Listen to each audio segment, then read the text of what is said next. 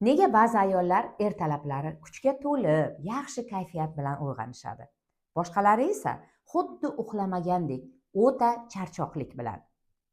Hamma gap gormonlarda. Bu ayollarning injiqligi emas. Bu energiya tizimi.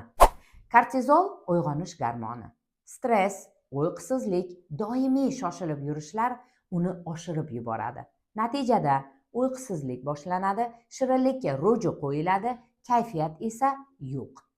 Estrogen yoshlik hamda go'zallik, ayollik gormoni. Foydali yog'lar, temir moddasi yetishmasa, uyqu normada bo'lmasa, u tushadi. Teri quriydi, asabiylik ko'payadi, apatiya kuchayadi. Testosteron kuch hamda motivatsiya gormoni. Kam harakatlilik, shakarni juda ko'p iste'mol qilish hamda stresslar uni o'chiradi. Energiya yo'q, hech narsa qilging kelmaydi.